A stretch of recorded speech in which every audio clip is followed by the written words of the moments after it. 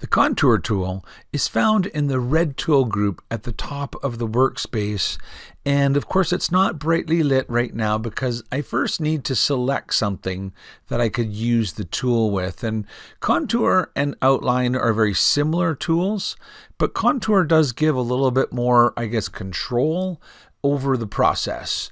And so we'll talk about how to use it and also how the two tools are a little bit different. First of all, with contour, you can put the create an outline to the outside, to the inside, or both. And you also get to choose the style of corner from miter to bevel and round. You can create more than one ripple or outline and set the spacing between them. That'll either be in inches or metric, depending on how you have your rulers set. If you choose remove section, it means that after it creates the outline, it'll get rid of whatever you had selected. If I go ahead and click OK right now, it's going to make a contour outline around the design. And I'll just sort of come in and select it and choose a darker color so you can kind of see it a little bit better. And here's the thing with the contour tool is that whatever you have selected gets outlined. It's not just kind of like one common outline. See how it's also made outlines for like the eye and the cheek. And let me just hit undo and show how that's different from the create outlines tool, because if I select this and I use the create outlines tool and have one outline at 3 millimeters, it outlines the design but does not outline any of the interior kind of parts of the selection. So that is the difference, I guess, for create outlines. It's just one outline around the outside. I'll undo to get rid of it again. The thing with the contour tool is it does give more control. First of all, you could make the outline go to the inside instead of the outside, and that's different from the outline tool. And you can also do both.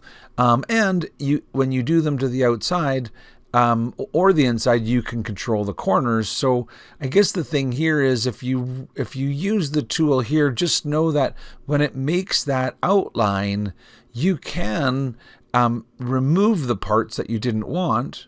Okay, so first of all, if you look at it, it says it's one piece of artwork, but in reality, it's one piece of artwork that's been combined. And if I just click on the break apart tool, I can see now that there are individual pieces.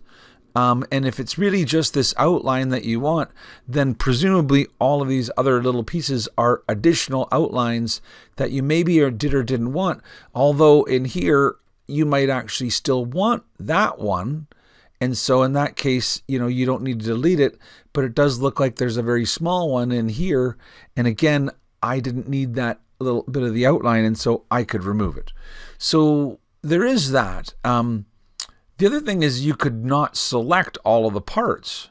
So in this case, when I click on something and it's all selecting, it means it's grouped together. But if I ungroup, then I can click on the pieces and hold down my control key to select just the ones that I want to get outlined.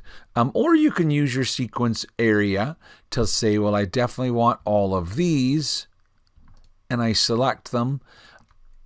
But if I want to also add to that, for example, the little blue color and the yellow color, I can just click holding the control key down to add them. And if I want to add that heart, I can just hold down my control and see when I mouse over it, it turns into like a plus. That tells me it will be added to the selection. And so now I have just the stuff that I wanted selected, but not the parts that were inside. And if I click on the contour tool, it will contour around just the parts that we want to, and no extra bits kind of thing. Maybe what I'll do right now is select that again. So I guess this piece and that piece and this one and this one and this one, and all of these. So basically I can click to select them.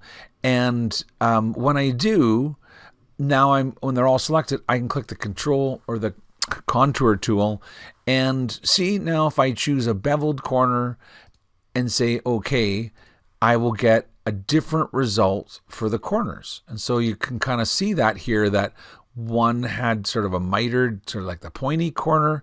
This one's got kind of what's known as the beveled corner. And if I did it one more time, so here, let's just select the whale and not worry about all the rest of the pieces, just to quickly select it and use the contour tool, and this time show rounded. And then when we look at that tail, we should be able to see kind of 3 different outlines. So if I get very close, you can see that this was the one that was mitered. Let's color it orange.